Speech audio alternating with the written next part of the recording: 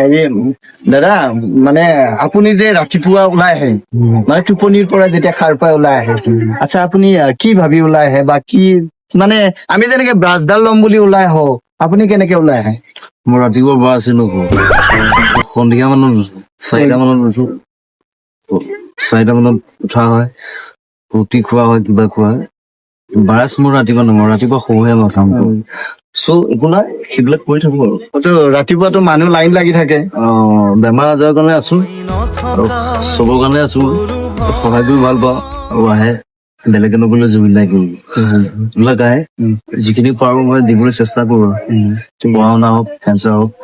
সকলো অসমবাসী ৰাইজক কি আহ্বান কৰিব এতিয়া বৰ্তমান চিটুৱেশ্যনত? কবলৈ একো নাই, মই এতিয়া চিনেমা বনাইছো, খালি চিনেমা চাওক, দৌৰি যাম, অসমীয়া চিনেমা চাওক, দৌৰি যাম অসমীয়া চিনেমা চাম। চাওক।